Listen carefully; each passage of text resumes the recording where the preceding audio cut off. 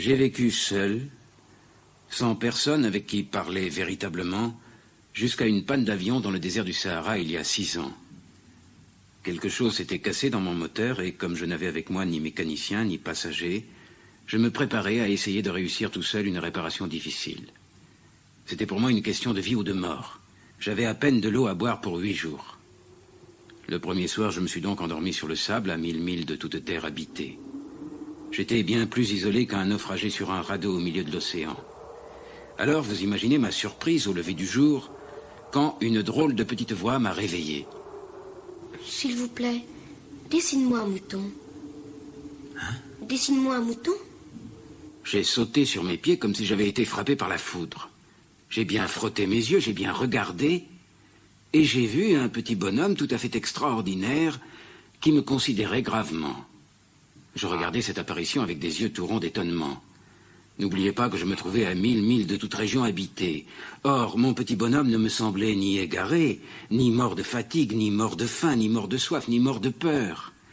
Il n'avait en rien l'apparence d'un enfant perdu au milieu du désert à 1000 milles de toute région habitée. Quand je réussis enfin à parler, je lui dis « Mais qu'est-ce que tu fais là ?» S'il vous plaît, dessine-moi un mouton. Quand le mystère est trop impressionnant, on n'ose pas désobéir. Aussi absurde que cela me sembla, à 1000 milles de tous les endroits habités et en danger de mort, je sortis de ma poche une feuille de papier et un stylographe. Mais je me rappelais alors que j'avais surtout étudié la géographie, l'histoire, le calcul, la grammaire, et je dis au petit bonhomme, avec un peu de mauvaise humeur, que je ne savais pas dessiner. Il me répondit « Ça ne fait rien. Dessine-moi un mouton. » Alors j'ai dessiné. Il regarda attentivement, puis... Non, celui-là est déjà très malade. Fais-en un autre. Je dessinai. Mon ami sourit gentiment, avec indulgence. Tu vois bien. Ce n'est pas un mouton, c'est un bélier. Il a des cornes. Je refis donc encore mon dessin, mais il fut refusé comme les précédents. Celui-là est trop vieux. Je veux un mouton qui vive longtemps. Alors, faute de patience, comme j'avais hâte de commencer le démontage de mon moteur, je griffonnai une caisse avec 3 trous sur le côté. Ça, c'est la caisse, le mouton que tu veux est dedans. Et je fus bien surpris de voir s'illuminer le visage de mon jeune juge. C'est tout à fait comme ça que je le voulais. Crois-tu qu'il faille beaucoup d'herbe à ce mouton? Pourquoi? Parce que chez moi, c'est tout petit. Ça suffira sûrement. Je t'ai donné un tout petit mouton. Pas si petit que ça. Tiens, il s'est endormi. Et c'est ainsi que je fis la connaissance du petit prince.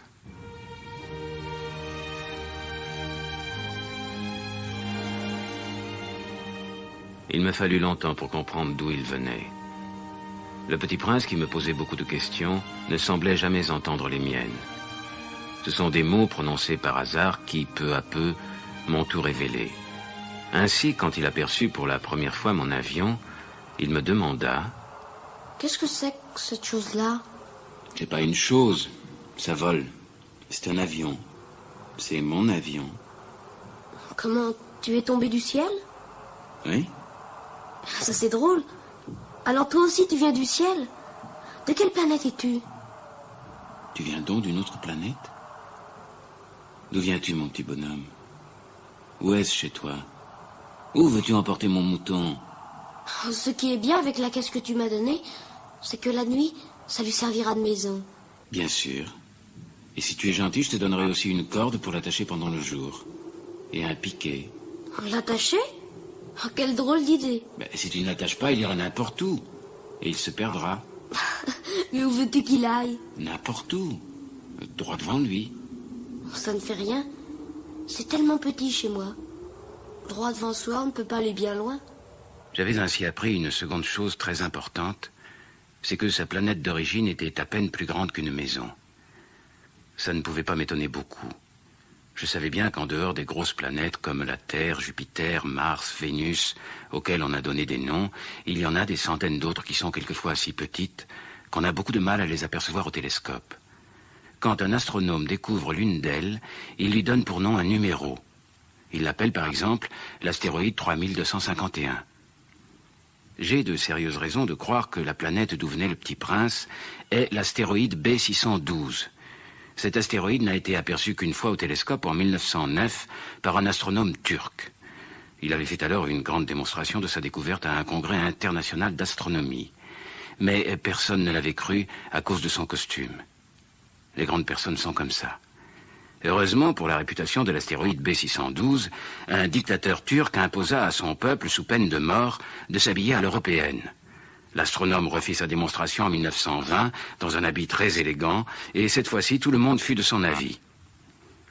Si je vous ai raconté ces détails sur l'astéroïde B612, et si je vous ai confié son numéro, c'est à cause des grandes personnes. Les grandes personnes aiment les chiffres. Quand vous leur parlez d'un nouvel ami, elles ne vous questionnent jamais sur l'essentiel. Elles ne vous disent jamais quel est le son de sa voix, quels sont les jeux qu'il préfère, est-ce qu'il collectionne des papillons. Elles vous demandent quel âge a-t-il, combien a-t-il de frères, combien pèse-t-il, combien gagne son père. Alors seulement elles croient le connaître. Si vous dites aux grandes personnes « J'ai vu une belle maison en briques roses, avec des géraniums aux fenêtres et des colombes sur le toit », elles ne parviennent pas à s'imaginer cette maison. Il faut leur dire « J'ai vu une maison de 100 000 francs ». Alors là, elles s'écrient « Comme c'est joli ». Ainsi, si vous leur dites « La preuve que le Petit Prince a existé, c'est qu'il était ravissant, qu'il riait et qu'il voulait un mouton. Quand on veut un mouton, c'est la preuve qu'on existe. » Elles hausseront les épaules et vous traiteront d'enfant. Mais si vous leur dites « La planète d'où il venait est l'astéroïde B612 », alors elles seront convaincues et elles vous laisseront tranquille avec leurs questions. Elles sont comme ça. Il ne faut pas leur en vouloir. Les enfants doivent être très indulgents envers les grandes personnes. Et moi, malheureusement, je ne sais pas voir les moutons à travers les caisses. Je suis peut-être un peu comme les grandes personnes. J'ai dû vieillir.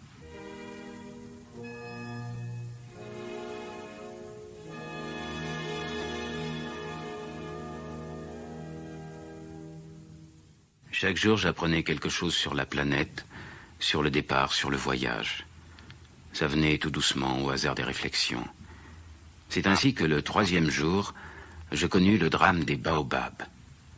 Cette fois-ci encore, ce fut grâce aux moutons, car brusquement le Petit Prince m'interrogea, comme pris d'un doute grave. C'est bien vrai, n'est-ce pas, que les moutons mangent les arbustes? Oui, c'est vrai. Ah, je suis content. Je ne compris pas pourquoi il était si important que les moutons mangeassent les arbustes, mais le Petit Prince ajouta... Par conséquent, ils mangent aussi les baobabs. Les baobabs ne sont pas des arbustes, mais des arbres grands comme des églises. Mais les baobabs, avant de grandir, ça commence par être petit. C'est exact.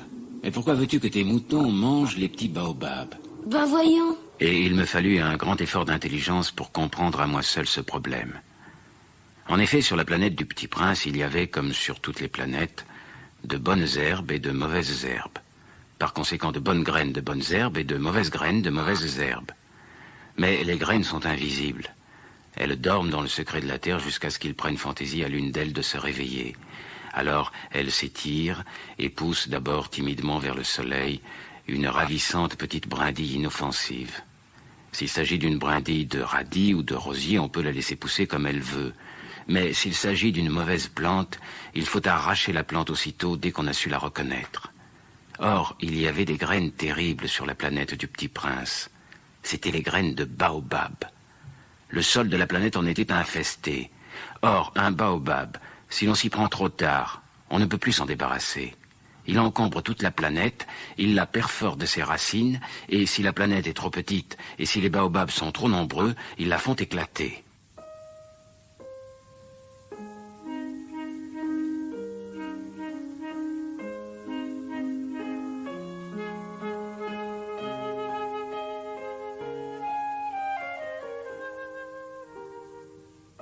Ah, Petit Prince, j'ai compris peu à peu ainsi ta petite vie mélancolique. Tu n'avais eu longtemps pour distraction que la douceur des couchers de soleil. J'ai appris ce détail nouveau le 4e jour au matin, quand tu m'as dit... J'aime bien les couchers de soleil. Allons voir un coucher de soleil. Mais il faut attendre. Attendre quoi? Attendre que le soleil se couche. Je me crois toujours chez moi. En effet, quand il est midi aux États-Unis, le soleil, tout le monde le sait, se couche sur la France. Il suffirait de pouvoir aller en France en 1 minute pour assister au coucher du soleil. Malheureusement, la France est bien trop éloignée. Mais sur ta si petite planète, il te suffisait de tirer ta chaise de quelques pas et tu regardais le crépuscule chaque fois que tu le désirais. Un jour, j'ai vu le soleil se coucher 43 fois. Tu sais, quand on est tellement triste, on aime les couchers de soleil. Le jour de 43 fois, tu étais donc tellement triste. Mais le petit prince ne répondit pas. Le 5e jour, toujours grâce au mouton, ce secret de la vie du petit prince me fut révélé. Il me demanda avec brusquerie, sans préambule, comme le fruit d'un problème longtemps médité en silence. Un mouton, s'il mange les arbustes, il mange aussi les fleurs? Un mouton mange tout ce qu'il rencontre. Même les fleurs qui ont des épines? Oui, même les fleurs qui ont des épines.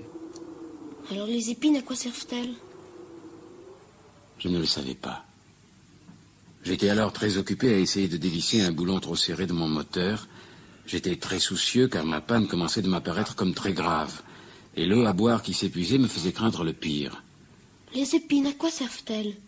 Le petit prince ne renonçait jamais à une question une fois qu'il l'avait posée. J'étais irrité par mon boulon et je répondis n'importe quoi. Les épines, ça ne sert à rien. C'est de la pure méchanceté de la part des fleurs. Oh, je ne te crois pas. Les fleurs sont faibles, elles sont naïves. Elles se rassurent comme elles peuvent. Elles se croient terribles avec leurs épines. Et tu crois, toi, que les fleurs... Mais non, je ne crois rien. J'ai répondu n'importe quoi. Je m'occupe, moi, de choses sérieuses. De choses sérieuses. Tu parles comme les grandes personnes, tu confonds tout, tu mélanges tout. Je connais une planète où il y a un monsieur cramoisi. Il n'a jamais respiré une fleur, il n'a jamais regardé une étoile, il n'a jamais aimé personne. Il n'a jamais rien fait d'autre que des additions. Et toute la journée, il répète comme toi, je suis un homme sérieux, je suis un homme sérieux. Et ça le fait gonfler d'orgueil. Mais ce n'est pas un homme, c'est un champignon. Un quoi? Un champignon. Il y a des millions d'années que les fleurs fabriquent des épines. Il y a des millions d'années que les moutons mangent quand même les fleurs. Et ce n'est pas sérieux de chercher à comprendre pourquoi elles se donnent tant de mal pour se fabriquer des épines qui ne servent jamais à rien. Ce n'est pas important, la guerre des moutons et des fleurs. Ce n'est pas plus sérieux et plus important que les additions d'un gros monsieur rouge.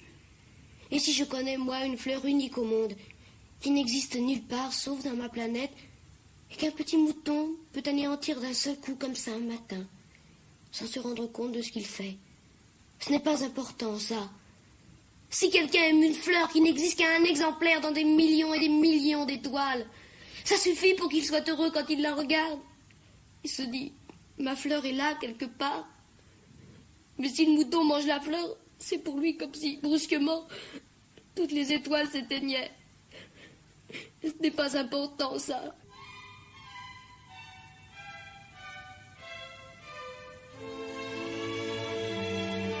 La nuit était tombée. J'avais lâché mes outils. Je me moquais bien de mon marteau, de mon boulon, de la soif et de la mort. Il y avait sur une étoile une planète, la mienne, la Terre, un petit prince à consoler. Je le pris dans mes bras. Je le berçai. Je lui disais, la fleur que tu aimes n'est pas en danger. Je lui dessinerai une muselière à ton mouton. Je te dessinerai une armure pour ta fleur. Je ne savais pas trop quoi dire. Je me sentais très maladroit. Je ne savais comment l'atteindre ou le rejoindre. C'est tellement mystérieux, le pays des larmes. J'appris bien vite à mieux connaître cette fleur. Il y avait toujours eu sur la planète du Petit Prince des fleurs très simples, ornées d'un seul rang de pétales et qui ne tenaient point de place et qui ne dérangeaient personne. Elles apparaissaient un matin dans l'herbe et puis elles s'éteignaient le soir. Mais celle-là avait germé un jour d'une graine apportée d'on ne sait où, et le Petit Prince avait surveillé de très près cette brindille qui ne ressemblait pas aux autres brindilles. Ça pouvait être un nouveau genre de baobab. Mais l'arbuste cessa vite de croître et commença de préparer une fleur. Le Petit Prince, qui assistait à l'installation d'un bouton énorme, sentait bien qu'il en sortirait une apparition miraculeuse. Mais la fleur n'en finissait pas de se préparer à être belle à l'abri de sa chambre verte. Elle choisissait avec soin ses couleurs, elle s'habillait lentement, Elle ajustait un à un ses pétales. Elle ne voulait pas sortir toute fripée comme les coquelicots. Elle ne voulait apparaître que dans le plein rayonnement de sa beauté. Eh oui, elle était très coquette. Sa toilette mystérieuse avait donc duré des jours, et puis voici qu'un matin, justement à l'heure du lever du soleil, elle s'était montrée. Et elle, qui avait travaillé avec tant de précision, dit en bâillant: Je me réveille à peine. Je vous demande pardon. Je suis encore toute décoiffée.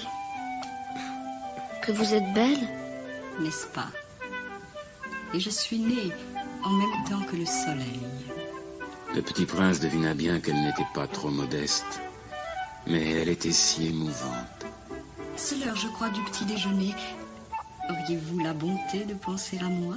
Et le petit prince, tout confus, ayant été chercher un arrosoir d'eau fraîche, avait servi la fleur. Ainsi l'avait-elle bien vite tourmentée par sa vanité un peu ombrageuse. Un jour, par exemple, parlant de ses 4 épines, elle avait dit au petit prince: Ils peuvent venir, les tigres, avec leurs griffes. Il n'y a pas de tigres sur ma planète. Et puis les tigres ne mangent pas l'herbe. Je ne suis pas une herbe. Pardonnez-moi. Je ne crains rien des tigres, mais j'ai horreur des courants d'air. Vous n'auriez pas un paravent? Horreur des courants d'air? Ce n'est pas de chance pour une plante. Cette fleur est bien compliquée. Le soir, vous me mettrez sous globe. Il fait très froid chez vous. C'est mal installé. Là d'où je viens... Mais elle s'était interrompue. Elle était venue sous forme de graine. Elle n'avait rien pu connaître des autres mondes. Humiliée de s'être laissée surprendre à préparer un mensonge aussi naïf, elle avait toussé 2 ou 3 fois pour mettre le petit prince dans son tort. Ce paravent? J'allais le chercher, mais vous me parliez. Alors elle avait forcé sa toux pour lui infliger quand même des remords. Ainsi, le petit prince, malgré la bonne volonté de son amour, avait vite douté d'elle. Il avait pris au sérieux des mots sans importance et était devenu très malheureux. J'aurais dû ne pas l'écouter. Il ne faut jamais écouter les fleurs. Il faut les regarder et les respirer.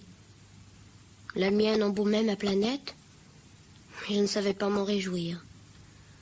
Cette histoire de griffes qui m'avait tellement agacée eût dû m'attendrir.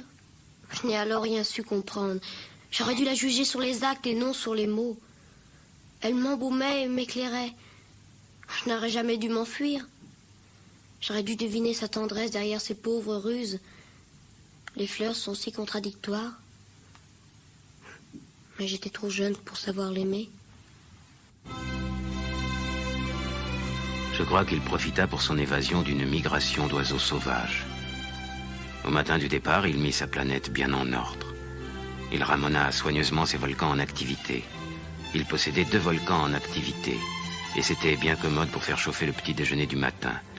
Il possédait aussi un volcan éteint, mais, comme il disait, on ne sait jamais. Il ramena donc également le volcan éteint. S'ils sont bien ramenés, les volcans brûlent doucement et régulièrement, sans éruption. Les éruptions volcaniques sont comme des feux de cheminée. Évidemment, sur notre Terre, nous sommes beaucoup trop petits pour ramener nos volcans. C'est pourquoi ils nous causent des tas d'ennuis. Le petit prince arracha aussi, avec un peu de mélancolie, les dernières pousses de baobab. Il ne croyait jamais devoir revenir, mais tous ses travaux familiers lui parurent ce matin-là extrêmement doux. Et quand il arrosa une dernière fois la fleur et se prépara à la mettre à l'abri sous son globe, il se découvrit l'envie de pleurer. Adieu. Adieu. J'ai été sotte. Je te demande pardon. Tâche d'être heureux. Il fut surpris par l'absence de reproche. Il restait là tout déconcerté, le globe en l'air. Il ne comprenait pas cette douceur calme. Mais oui, je t'aime. Tu n'en as rien su par ma faute. Cela n'a aucune importance. Et tu as été aussi sot que moi. Tâche d'être heureux. Laisse ce globe tranquille, je n'en veux plus. Mais le vent... Je ne suis pas si enrhumée que ça. L'air frais de la nuit me fera du bien. Je suis une fleur. Mais les bêtes... Il faut bien que je supporte 2 ou 3 chenilles si je veux connaître les papillons. Paraît que c'est tellement beau. Sinon, qui me rendra visite? Tu seras loin, toi. Quant aux grosses bêtes, je ne crains rien. J'ai mes épines. Ne traîne pas comme ça, c'est agaçant. Tu as décidé de partir, va-t'en. Car elle ne voulait pas qu'il la vît pleurer. C'était une fleur tellement orgueilleuse.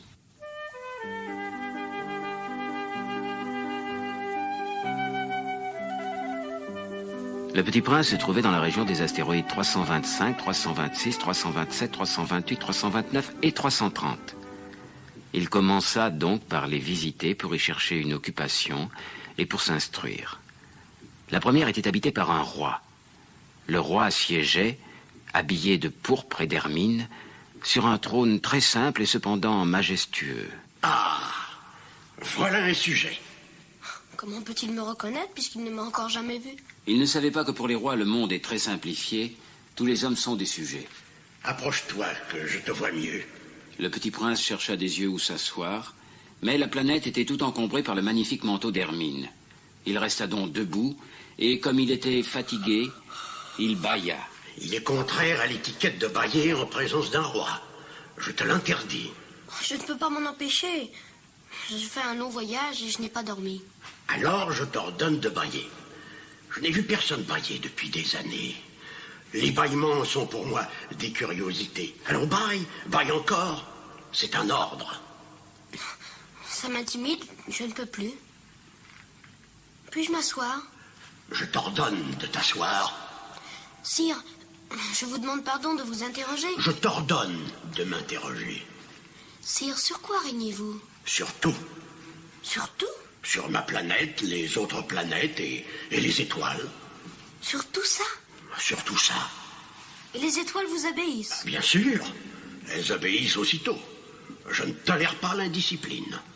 Je voudrais voir un coucher de soleil. Faites-moi plaisir. Ordonnez au soleil de se coucher.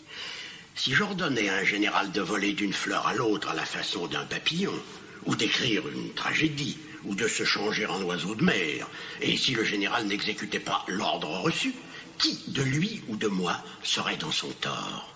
Ce serait vous. Exact. Il faut exiger de chacun ce que chacun peut donner. L'autorité repose d'abord sur la raison.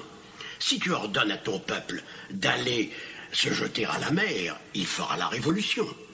J'ai le droit d'exiger l'obéissance parce que mes ordres sont raisonnables. Alors, mon coucher de soleil? Le Petit Prince n'oubliait jamais une question une fois qu'il l'avait posée. Ton coucher de soleil, tu l'auras. Je l'exigerai. Mais j'attendrai dans ma science du gouvernement que les conditions soient favorables. Quand ce sera-t-il? Oh, ce sera vers... ce sera ce soir vers 7h40. Et tu verras comme je suis bien obéi. Oh, je n'ai plus rien à faire ici. Je vais repartir. Non, ne pars pas. Ne pars pas. Je te fais ministre. Ministre de quoi? De la justice. Il n'y a personne à juger. Et tu te jugeras donc toi-même. C'est le plus difficile. Il est bien plus difficile de se juger soi-même que de juger autrui. Si tu réussis à bien te juger, c'est que tu es un véritable sage. Moi, je peux me juger moi-même n'importe où. Je n'ai pas besoin d'habiter ici. Je crois bien que sur ma planète, il y a quelque part un vieux rat. Je l'entends la nuit. Tu pourras juger ce vieux rat. Tu le condamneras à mort de temps en temps, ainsi sa vie dépendra de ta justice. Mais tu le gracieras à chaque fois pour l'économiser. Il n'y en a qu'un. Moi, je n'aime pas condamner à mort. Et je crois bien que je m'en vais. Non. Si votre majesté désirait être obéie ponctuellement, elle pourrait me donner un ordre raisonnable. Elle pourrait m'ordonner, par exemple, de partir avant 1 minute. Il me semble que les conditions sont favorables. Je m'en vais. Je te fais mon ambassadeur! Les grandes personnes sont bien étranges. La seconde planète était habitée par un vaniteux. Ah, voilà la visite d'un admirateur. Pour les vaniteux, les autres hommes sont des admirateurs. Bonjour. Vous avez un drôle de chapeau. C'est pour saluer. C'est pour saluer quand on m'acclame. Malheureusement, il ne passe jamais personne par ici. Ah oui? Frappe tes mains l'une contre l'autre. Le Petit Prince frappa ses mains l'une contre l'autre. Le vaniteux salua modestement, soulevant son chapeau. Ça, c'est plus amusant que la visite au roi. Et il recommença de frapper ses mains l'une contre l'autre. Le vaniteux recommença de saluer en soulevant son chapeau. Et pour que le chapeau tombe, que faut-il faire? Mais le vaniteux ne l'entendit pas. Les vaniteux n'entendent jamais que les louanges. Est-ce que tu m'admires vraiment beaucoup? Qu'est-ce que signifie admirer? Admirer signifie reconnaître que je suis l'homme le plus beau, le mieux habillé, le plus riche et le plus intelligent de la planète. Mais tu es seul sur ta planète. Fais-moi ce plaisir. Admire-moi quand même. Je t'admire. Mais en quoi cela peut-il bien t'intéresser? Je m'en vais. Les grandes personnes sont décidément bien bizarres. La planète suivante était habitée par un buveur. Cette visite fut très courte, mais elle plongea le petit prince dans une grande mélancolie. Que fais-tu là? Je bois. Pourquoi bois-tu? Pour oublier. Pour oublier quoi? Pour oublier que j'ai honte. Honte de quoi? Honte de boire. Je m'en vais. Les grandes personnes sont décidément très, très bizarres. La 4e planète était celle des businessmen. Cet homme était si occupé qu'il ne leva même pas la tête à l'arrivée du petit prince. Bonjour. Votre cigarette est éteinte. 3 et 2 font 5, 5 et 7, 12, 12 et 3, 15. Bonjour. 15 et 7, 22, 22 et 6, 28. Pas le temps de la rallumer. 26 et 5, 31. Ouf, ça fait donc 501 622 731. 501 millions de quoi? Hein? Tu es toujours là? 501 millions de... Je ne sais plus. J'ai tellement de travail. Je suis sérieux, moi. Je ne m'amuse pas des balivernes. 2 et 5, 7. 501 millions de quoi? Jamais de sa vie, le petit prince ne renonçait à une question une fois qu'il l'avait posée. Depuis 54 ans que j'habite cette planète-ci, j'ai été dérangé que 3 fois. La première fois, ça a été il y a 22 ans, par un hanneton qui était tombé, Dieu sait d'où. Il répandait un bruit épouvantable. Et j'ai fait 4 erreurs dans une addition. La seconde fois, ça a été il y a 11 ans, par une crise de rhumatisme. Je manque d'exercice. J'ai pas le temps de flâner. Je suis sérieux, moi. La 3e fois, la voici. Je disais donc 501 millions. Millions de quoi? Millions de ces petites choses que l'on voit quelquefois dans le ciel. Des mouches? Mais non, des petites choses qui brillent. Des abeilles? Mais non, des petites choses dorées qui font rêvasser les fainéants. Mais je suis sérieux, moi, je n'ai pas le temps de rêvasser. Ah, des étoiles? C'est bien ça, des étoiles. Et que fais-tu de 500 millions d'étoiles? 501 622 731. Je suis sérieux, moi, je suis précis. Et que fais-tu de ces étoiles? Ce que j'en fais? Oui? Rien, je les possède. Tu possèdes les étoiles? Oui. Mais j'ai déjà vu un roi qui... Les rois ne possèdent pas, ils règnent sur. C'est très différent. Et à quoi cela te sert-il de posséder des étoiles? Ça me sert à être riche. Et à quoi cela te sert-il d'être riche? À acheter d'autres étoiles si quelqu'un en trouve. Celui-là, il résonne un peu comme mon ivrogne. Comment peut-on posséder des étoiles? À qui sont-elles? Je ne sais pas. À personne. Alors, elles sont à moi, car j'y ai pensé le premier. Ça suffit? Bien sûr. Quand tu trouves un diamant qui n'est à personne, il est à toi. Quand tu trouves une île qui n'est à personne, elle est à toi. Quand tu as une idée le premier, tu l'as fait breveter, elle est à toi. Et moi, je possède les étoiles puisque jamais personne avant moi n'a songé à les posséder. Ça, c'est vrai. Et qu'en fais-tu? Je les gère. Je les compte et les recompte. C'est difficile, mais je suis un homme sérieux. Moi, si je possède un foulard, je puis le mettre autour de mon cou et l'emporter.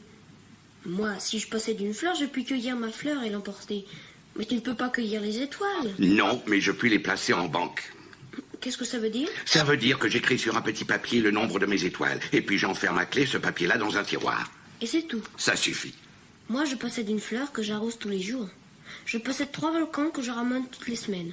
Car je ramène aussi celui qui est éteint. On ne sait jamais. C'est utile à mes volcans et c'est utile à ma fleur que je les possède. Mais tu n'es pas utile aux étoiles. Je m'en vais. Les grandes personnes sont décidément tout à fait extraordinaires. La 5e planète était très curieuse. C'était la plus petite de toutes.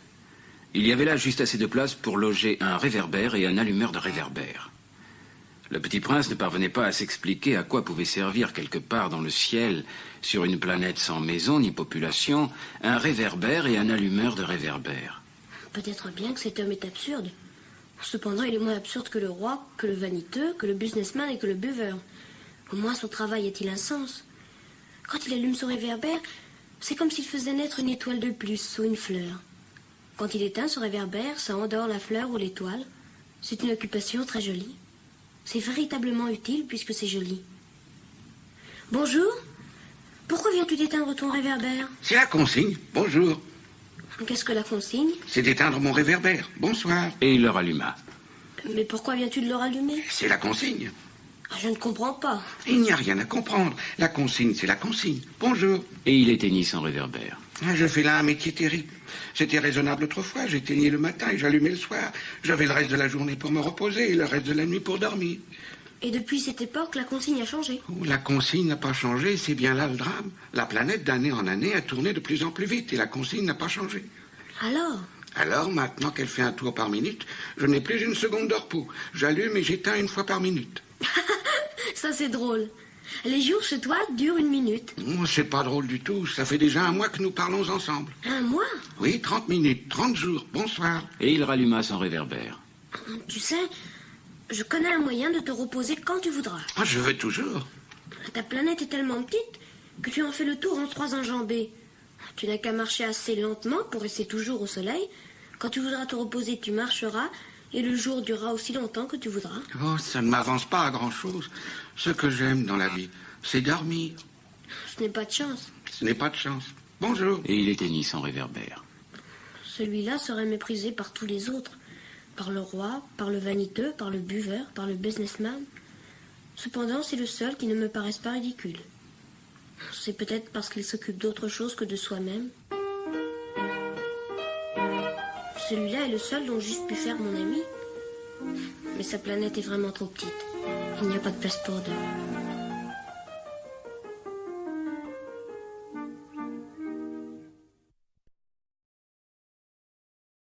La 6e planète était une planète 10 fois plus vaste.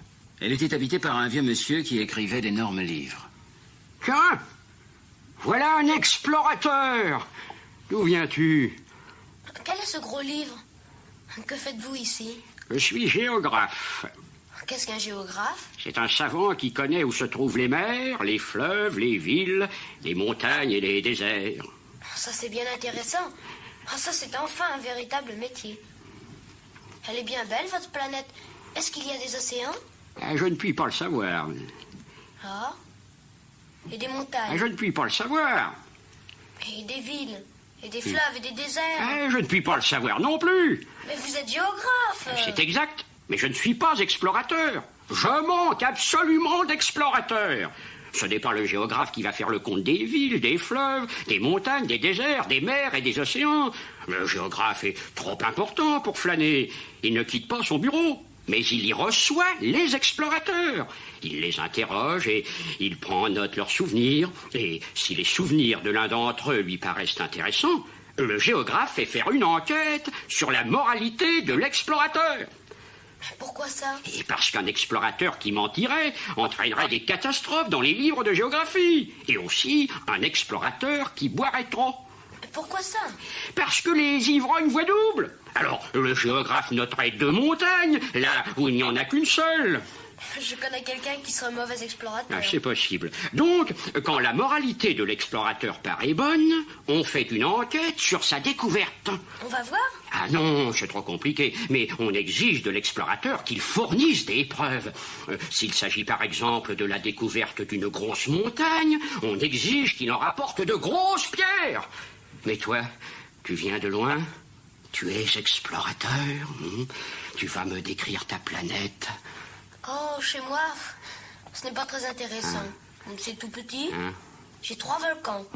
Et 2 volcans en activité et un volcan éteint. Mais on ne sait jamais. On ne sait jamais. J'ai aussi une fleur. Nous ne notons pas les fleurs. Pourquoi ça? C'est le plus joli. Parce que les fleurs sont éphémères. Qu'est-ce que signifie éphémère? Les géographies sont les livres les plus précieux de tous les livres. Elles ne se démodent jamais. Il est très rare qu'une montagne change de place. Il est très rare qu'un océan se vide de son eau. Nous écrivons des choses éternelles. Mais les volcans éteints peuvent se réveiller. Qu'est-ce que signifie éphémère? Et que les volcans soient éteints ou soient éveillés, ça revient au même pour nous autres. Ce qui compte pour nous, c'est la montagne. Elle ne change pas. Mais qu'est-ce que signifie éphémère? De sa vie, le petit prince ne renonçait à une question une fois qu'il l'avait posée. Ça signifie qu'il est menacé de disparition prochaine. Ma fleur est menacée de disparition prochaine? Bien sûr. Ma fleur est éphémère. Et elle n'a que 4 épines pour se défendre contre le monde. Et je l'ai laissée toute seule chez moi.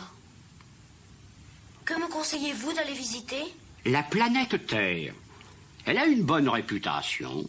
La 7e planète fut donc la Terre. Le petit prince, une fois sur Terre, fut bien surpris de ne voir personne. Il avait déjà peur de s'être trompé de planète quand un anneau couleur de lune remua dans le sable. C'était un serpent. Bonne nuit. Bonne nuit. Sur quelle planète suis-je tombé? Sur la Terre, en Afrique. Il n'y a donc personne sur la Terre? Ici, c'est le désert. Il n'y a personne dans les déserts. La Terre est grande. Je me demande si les étoiles sont éclairées, afin que chacun puisse un jour retrouver la sienne. Regarde ma planète, elle est juste au-dessus de nous. Mais comme elle est loin... Elle est belle. Que viens-tu faire ici? J'ai des difficultés avec une fleur. Ah. Où sont les hommes? On est un peu seul dans le désert. On est seul aussi chez les hommes. Tu es une drôle de bête, mince comme un doigt. Mais je suis plus puissant que le doigt d'un roi. Tu n'es pas bien puissant. Tu n'as même pas de pattes. Tu ne peux même pas voyager. Je puis t'emporter plus loin qu'un navire. Celui que je touche, je le rends à la terre dont il est sorti. Mais tu es pur et tu viens d'une étoile. Tu me fais pitié, toi si faible sur cette terre de granit. Je puis t'aider un jour si tu regrettes trop ta planète. Je puis... Oh, j'ai très bien compris. Mais pourquoi parles-tu toujours par énigmes? Je les résous toutes. Le petit prince traversa le désert et ne rencontra qu'une fleur. Une fleur à 3 pétales, une fleur de rien du tout. Bonjour. Bonjour. Où sont les hommes? La fleur un jour avait vu passer une caravane. Les hommes? Il en existe, je crois, 6 ou 7. Je les ai aperçus il y a des années. Mais on ne sait jamais où les trouver. Le vent les promène. Ils manquent de racines. Ça les gêne beaucoup. Adieu. Adieu.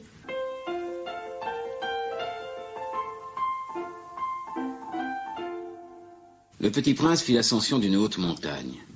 Les seules montagnes qu'il eût jamais connues étaient les 3 volcans qui lui arrivaient aux genoux, et il se servait du volcan éteint comme d'un tabouret.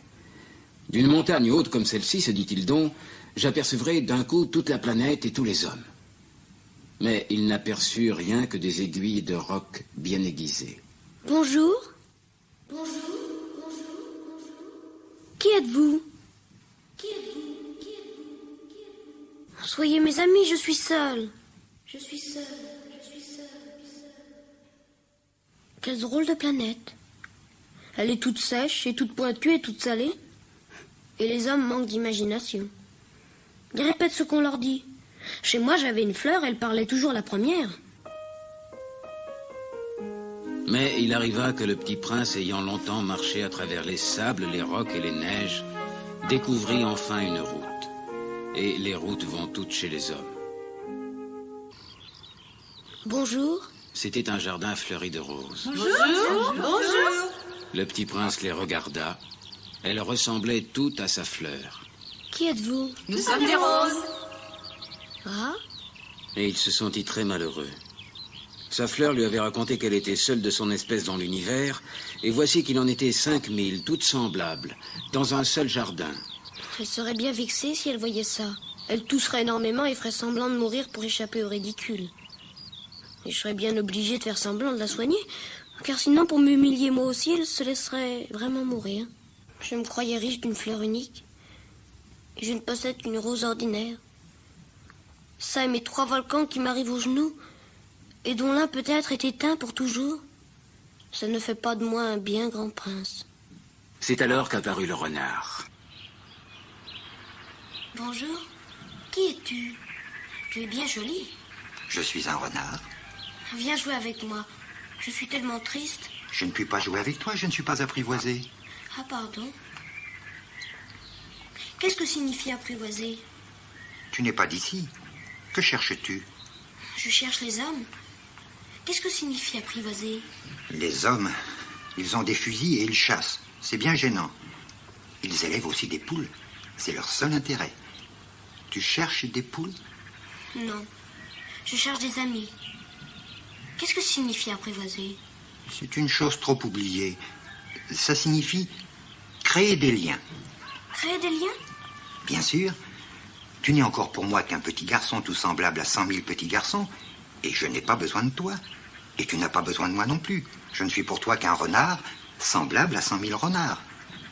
Mais si tu m'apprivoises, nous aurons besoin l'un de l'autre.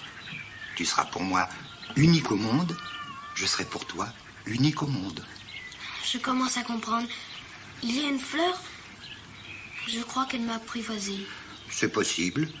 On voit sur la Terre toutes sortes de choses. Oh, ce n'est pas sur la Terre. Sur une autre planète? Oui. Il y a des chasseurs sur cette planète-là? Non. Ça, c'est intéressant. Et des poules? Non. Rien n'est parfait. Ma vie est monotone. Je chasse les poules, les hommes me chassent. Toutes les poules se ressemblent et tous les hommes se ressemblent. Je m'ennuie donc un peu. Mais si tu m'apprivoises, ma vie sera comme ensoleillée. Je connaîtrai un bruit de pas qui sera différent de tous les autres. Les autres pas me font rentrer sous terre. Le tien m'appellera hors du terrier comme une musique. Et puis regarde, tu vois là-bas les champs de blé. Je ne mange pas de pain, le blé est pour moi inutile. Les champs de blé ne me rappellent rien. Et ça, c'est triste. Mais tu as des cheveux couleur d'or.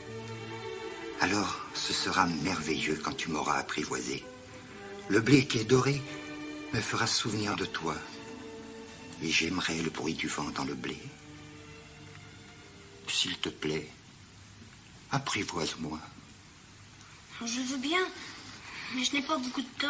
J'ai des amis à découvrir et beaucoup de choses à connaître. On ne connaît que les choses que l'on apprivoise. Les hommes n'ont plus le temps de rien connaître. Ils achètent des choses toutes faites chez les marchands.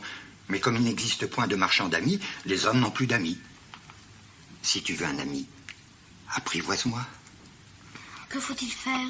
Il faut être très patient. Tu t'assoiras d'abord un peu loin de moi. Comme ça, dans l'herbe. Je te regarderai du coin de l'œil. Et tu ne diras rien. Le langage est source de malentendus. Mais chaque jour, tu pourras t'asseoir un peu plus près. Si tu viens, par exemple, à 4 heures de l'après-midi, dès 3 heures, je commencerai d'être heureux. Plus l'heure avancera, plus je me sentirai heureux. À 4 heures déjà, je m'agiterai et m'inquiéterai. Je découvrirai le prix du bonheur. Mais si tu viens n'importe quand, je ne saurai jamais à quelle heure m'habiller le cœur. Il faut des rites. Qu'est-ce qu'un rite? C'est aussi quelque chose de trop oublié. C'est ce qui fait qu'un jour est différent des autres jours, une heure des autres heures. Il y a un rite, par exemple, chez mes chasseurs. Ils dansent le jeudi avec les filles du village. Alors le jeudi est jour merveilleux. Je vais me promener jusqu'à la vigne. Si les chasseurs dansaient n'importe quand, les jours se ressembleraient tous et je n'aurais point de vacances. Ainsi, le petit prince apprivoisa le renard. Et quand l'heure du départ fut proche... Ah, je pleurerai. Oh, c'est ta faute. Je ne te souhaitais point de mal, mais tu as voulu que je t'apprivoise. Bien sûr. Mais tu vas pleurer. Bien sûr. Alors tu n'y gagnes rien. J'y gagne, à cause de la couleur du blé. Va revoir les roses. Tu comprendras que la tienne est unique au monde. Tu reviendras me dire adieu, et je te ferai cadeau d'un secret. Le petit prince s'en fut revoir les roses. Vous n'êtes pas du tout semblable à ma rose. Vous n'êtes rien encore. Personne ne vous a apprivoisé, vous n'avez apprivoisé personne. Vous êtes comme était mon renard. Ce n'était qu'un renard semblable à 100 000 autres, mais j'en ai fait mon ami, et il est maintenant unique au monde. Vous êtes belle, mais vous êtes vide. On ne peut pas mourir pour vous. Bien sûr, ma rose à moi, un passant ordinaire, croirait qu'elle vous ressemble. Mais elle seule est plus importante que vous toutes, puisque c'est elle que j'ai arrosée, puisque c'est elle que j'ai mise sous globe, puisque c'est elle que j'ai abritée par le paravent, puisque c'est elle dont j'ai tué les chenilles, sauf les 2 ou 3 pour les papillons, puisque c'est elle que j'ai écouté se plaindre ou se vanter, ou même quelquefois se taire, puisque c'est ma rose. Et il revint vers le renard. Adieu. Adieu. Voici mon secret. Il est très simple. On ne voit bien qu'avec le cœur, l'essentiel est invisible pour les yeux. L'essentiel est invisible pour les yeux. C'est le temps que tu as perdu pour ta rose qui fait ta rose si importante. C'est le temps que j'ai perdu pour ma rose. Les hommes ont oublié cette vérité, mais tu ne dois pas l'oublier. Tu deviens responsable pour toujours de ce que tu as apprivoisé. Tu es responsable de ta rose. Je suis responsable de ma rose.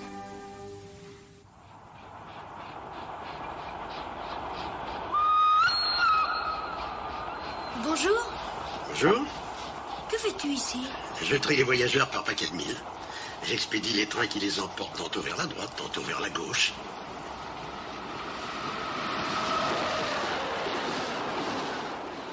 Ils sont bien pressés. Que cherchent-ils? Oh là, l'homme de la locomotive l'ignore lui-même.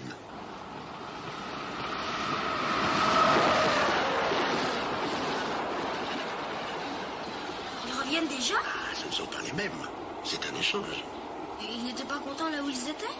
On n'est jamais content là où l'on est.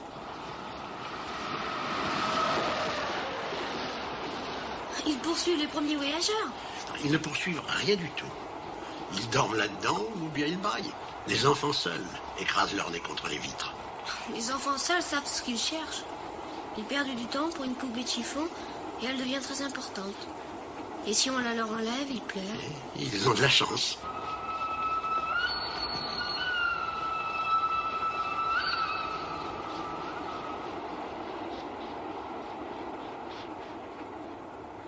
Bonjour.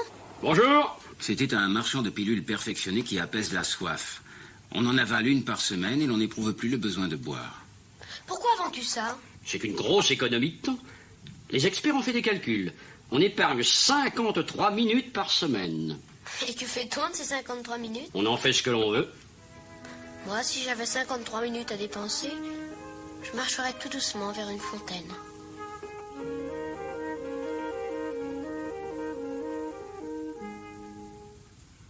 Nous en étions au 8e jour de ma panne dans le désert, et j'avais écouté l'histoire du marchand en buvant la dernière goutte de ma provision d'eau. Ah, ils sont bien jolis tes souvenirs, mais je n'ai pas encore réparé mon avion. Je n'ai plus rien à boire et je serais heureux, moi aussi, si je pouvais marcher tout doucement vers une fontaine. Mon ami le renard? Mon petit bonhomme, il ne s'agit plus du renard. Pourquoi? Parce qu'on va mourir de soif. Mais c'est bien d'avoir eu un ami, même si l'on doit mourir. Moi, je suis bien content d'avoir eu un ami renard. Mais j'ai soif aussi. Cherchons un puits. J'ai eu un geste de lassitude. Il est absurde de chercher un puits au hasard dans l'immensité du désert. Tu as donc soif, toi aussi? L'eau peut aussi être bonne pour le cœur. Il était fatigué. Il s'assit. Je m'assis auprès de lui. Le désert est beau. Et c'était vrai. J'ai toujours aimé le désert. On s'assoit sur une dune de sable. On ne voit rien, on n'entend rien. Et cependant, quelque chose rayonne en silence. Ce qui embellit le désert, c'est qu'il cache un puits quelque part.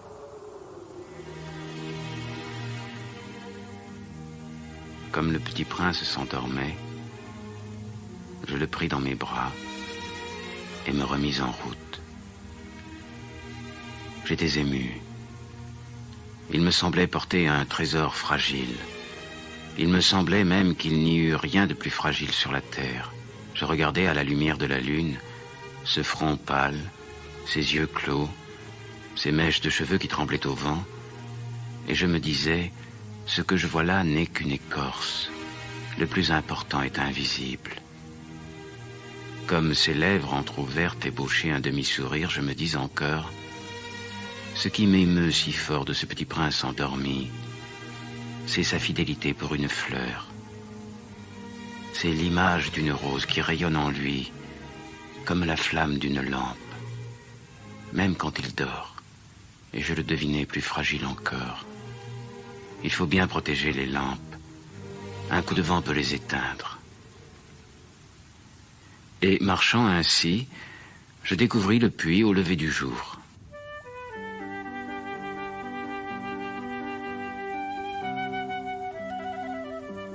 Le puits que nous avions atteint ne ressemblait pas aux puits sahariens.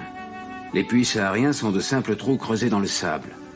Celui-là ressemblait à un puits de village, mais il n'y avait là aucun village, et je croyais rêver. C'est étrange. Tout est prêt. La poulie, le seau, la corde. Tu entends? Nous réveillons ce puits et il chante. Laisse-moi faire, c'est trop lourd pour toi. J'ai soif de cette eau-là. Donne-moi à boire. Et je compris ce qu'il avait cherché. Je soulevai le seau jusqu'à ses lèvres. Il but, les yeux fermés. C'était doux comme une fête. Cette eau était bien autre chose qu'un aliment. Elle était née de la marche sous les étoiles, du chant de la poulie, de l'effort de mes bras. Elle était bonne pour le cœur, comme un cadeau.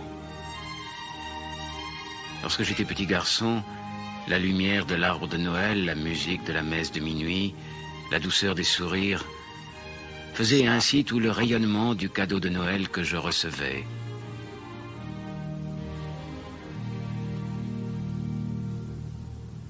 Les hommes de chez toi cultivent 5000 roses dans un même jardin et ils n'y trouvent pas ce qu'ils cherchent. Ils ne le trouvent pas.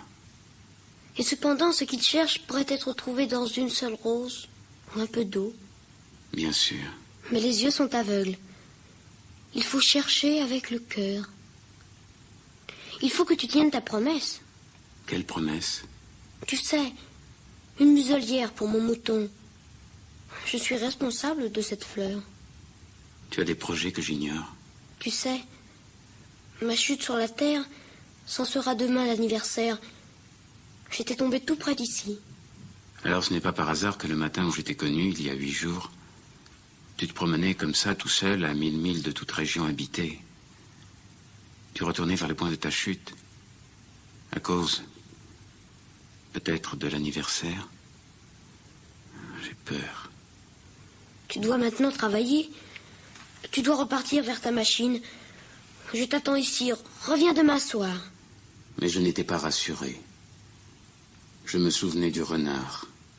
On risque de pleurer un peu si l'on s'est laissé apprivoiser.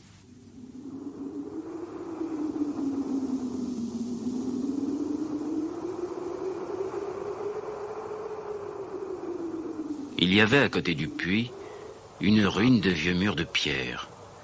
Lorsque je revins de mon travail le lendemain soir, j'aperçus de loin mon petit prince assis là-haut, les jambes pendantes, et je l'entendis qui parlait. Tu ne t'en souviens donc pas? Ce n'est pas tout à fait ici. Oui, si, c'est bien le jour, mais ce n'est pas ici l'endroit. Bien sûr. Tu verras où commence ma trace dans le sable. Tu n'as qu'à m'y attendre, j'y serai cette nuit. Tu as du bon venin. Tu es sûr de ne pas me faire souffrir longtemps. Maintenant, va-t'en. Je veux redescendre. Alors j'abaissai moi-même les yeux vers le pied du mur et je fis un bond. Il était là, dressé vers le petit prince, un de ces serpents jaunes qui vous exécutent en 30 secondes. Tout en fouillant ma poche pour en tirer mon revolver, je pris le pas de course, mais au bruit que je fis, le serpent se laissa doucement couler dans le sable, comme un jet d'eau qui meurt, et sans trop se presser, se faufila entre les pierres avec un léger bruit de métal. Je parvins au mur juste à temps pour y recevoir dans les bras mon petit bonhomme de prince, pâle comme la neige. Quelle est cette histoire-là? Tu parles maintenant avec les serpents? Je suis content que tu aies trouvé ce qui manquait à ta machine. Tu vas pouvoir rentrer chez toi? Comment sais-tu? Moi aussi. Aujourd'hui, je rentre chez moi. C'est bien plus loin, c'est bien plus difficile. J'ai ton mouton. Et j'ai la caisse pour le mouton. Et j'ai la muselière. Et il sourit avec mélancolie. J'attendis longtemps. Je sentais qu'il se réchauffait peu à peu. Petit bonhomme, tu as eu peur? J'aurais bien plus peur ce soir. Petit bonhomme, je veux encore t'entendre rire. Cette nuit, ça fera 1 an. Mon étoile se trouvera juste au-dessus de l'endroit où je suis tombée l'année dernière. Petit bonhomme, n'est-ce pas que c'est un mauvais rêve, cette histoire de serpent et de rendez-vous et d'étoiles? Ce qui est important, ça ne se voit pas. Bien sûr.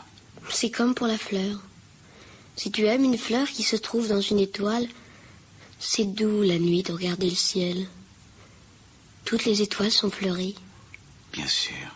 C'est comme pour l'eau. Celle que tu m'as donnée à boire était comme une musique à cause de la poulie et de la corde. Tu te rappelles? Elle était bonne. Bien sûr. Tu regarderas la nuit les étoiles.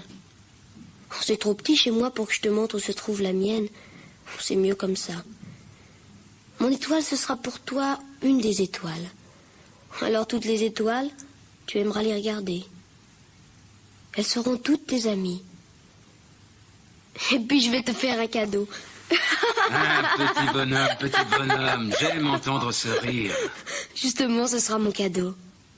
Ce sera comme pour l'eau. Que veux-tu dire? Quand tu regarderas le ciel la nuit, puisque j'habiterai dans l'une d'elles, puisque je rirai dans l'une d'elles, alors ce sera pour toi comme si riaient toutes les étoiles. Tu auras, toi, des étoiles qui savent rire. Et quand tu seras consolé, on se console toujours. Tu seras content de m'avoir connu. Tu seras toujours mon ami, tu auras envie de rire avec moi. Et tu ouvriras parfois ta fenêtre, comme ça pour le plaisir. Et tes amis seront bien étonnés de te voir rire en regardant le ciel. Alors tu leur diras, oui, les étoiles, ça me fait toujours rire. Et ils te croiront fou. Je t'aurais joué un bien vilain tour.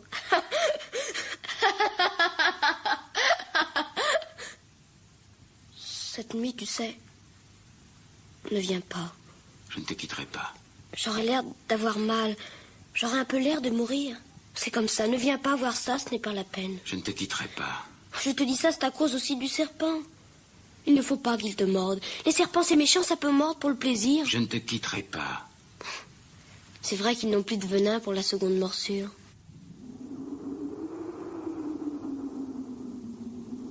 Cette nuit-là, je ne le vis pas se mettre en route. Il s'était évadé sans bruit. Quand je réussis à le rejoindre, il marchait, décidé d'un pas rapide. Il me dit seulement... Ah, tu es là?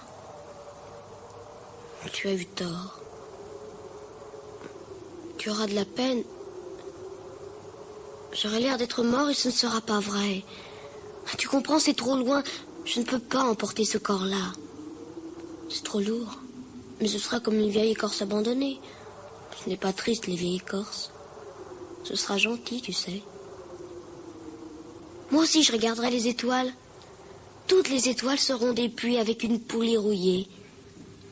Toutes les étoiles me verseront à boire. Ce sera tellement amusant. Tu auras 500 millions de grelots, j'aurai 500 millions de fontaines. C'est là. Laisse-moi faire un pas tout seul. Tu sais, ma fleur, j'en suis responsable. Et elle est tellement faible. Et elle est tellement naïve. Elle a 4 épines de rien du tout pour la protéger contre le monde. Voilà. C'est tout.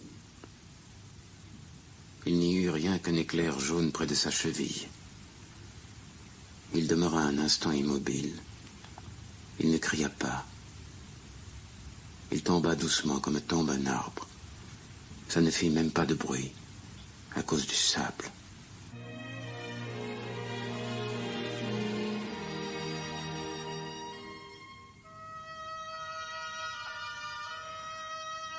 Et maintenant, bien sûr, ça fait 6 ans déjà, je n'ai jamais encore raconté cette histoire. Les camarades qui m'ont revu ont été bien contents de me revoir vivant. J'étais triste, mais je leur disais, c'est la fatigue. Maintenant, je me suis un peu consolé. C'est-à-dire pas tout à fait. Mais je sais bien qu'il est revenu à sa planète. Car, au lever du jour, je n'ai pas retrouvé son corps. Ce n'était pas un corps tellement lourd. Et j'aime la nuit écouter les étoiles. C'est comme 500 millions de grelots. Mais voilà qu'il se passe quelque chose d'extraordinaire. La muselière que j'ai dessinée pour le Petit Prince, j'ai oublié d'y ajouter la courroie de cuir. Il n'aura jamais pu l'attacher au mouton. Alors je me demande, que s'est-il passé sur sa planète? Peut-être bien que le mouton a mangé la fleur. Tantôt je me dis, sûrement non. Le Petit Prince enferme sa fleur toutes les nuits sous son globe de verre et il surveille bien son mouton. Alors je suis heureux. Et toutes les étoiles rient doucement.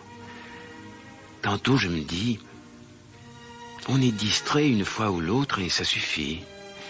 Il a oublié un soir le globe de verre, ou bien le mouton est sorti sans bruit pendant la nuit. Alors les grelots se changent tous en larmes. C'est là un bien grand mystère.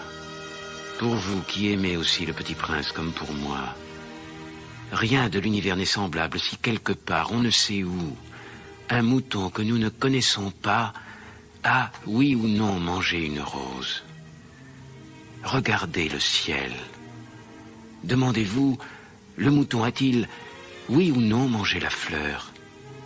Et vous verrez comme tout change. Et aucune grande personne ne comprendra jamais que ça a tellement d'importance.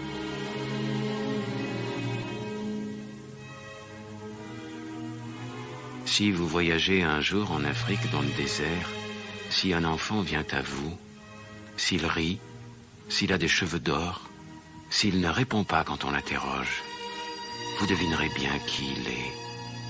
Alors soyez gentil, ne me laissez pas tellement triste. Écrivez-moi vite qu'il est revenu.